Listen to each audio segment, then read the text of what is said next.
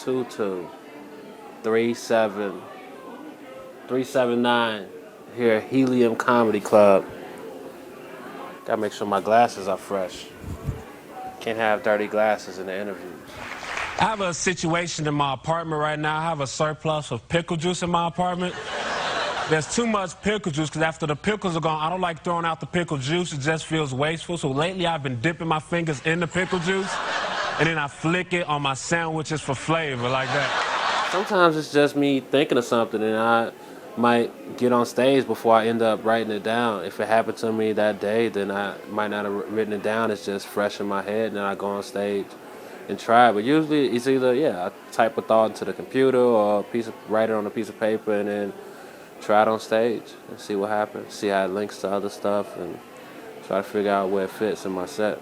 The phrasing is very important because it's just me. I mean, I think a lot of the ideas I've had are ideas that other people have had, not comedians, but the goal is just to figure out how to say it in a concise and funny way. So I get home one day and all the pickle juice is gone. I asked my roommate, hey man, what happened to the pickle juice? He said, I threw it away. It's just pickle juice. I said, it's not just pickle juice. I flicked that on my sandwiches for flavor.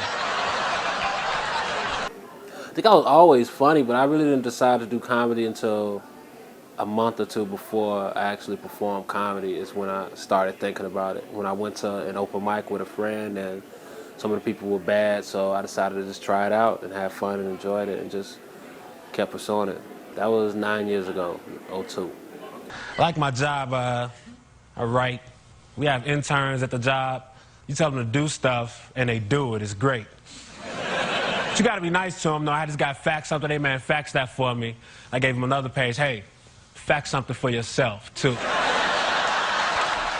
When you're writing for a show, you have a boss, which is one. Well, you do. I guess. Yeah. You have a boss, and you have deadlines, and you writing for characters. You writing for specific people, so you have to think about the way they speak and what their voice is, and so you have to write within that structure. And it's an established show. SNL and 30 Rock that I written for, those are established shows that already had a voice before I came along. So my goal was just to figure out how my voice fits into what they've already established.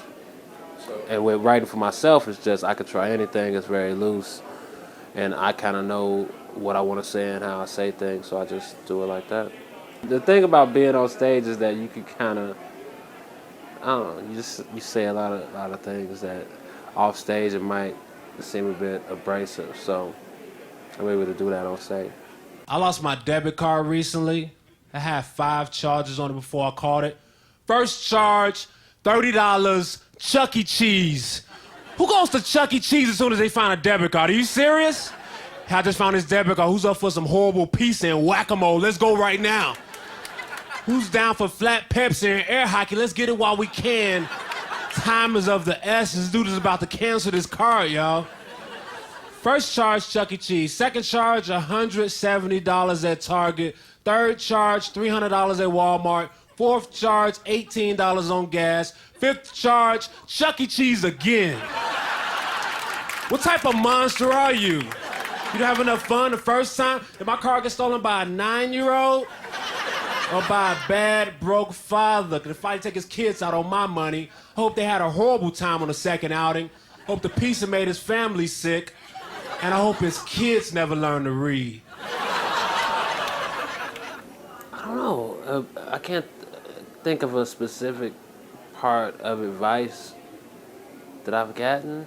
I mean, it's just the main thing is just to work hard and don't be an asshole is what I try to go by. Just keep working and keep writing and perform a lot. That's just what I try to do.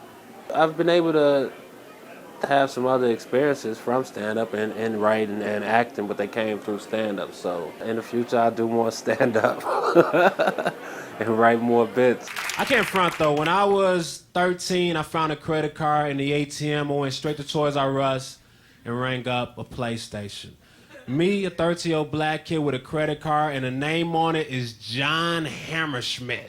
Comedy to me is just, it's my life, it's my living. Yeah, I live comedy. With full confidence, I hand them this card. They look at it and say, is this your card? Yeah, that's my card. It's my stepdad's card. John Hammerschmidt, I'm authorized. They said, can you stay right here? Nah. Not staying right here at all. That sounds very set up-ish, lady. Let's go our separate ways. This is Hannibal Buress. You're watching Real Black. Real Black.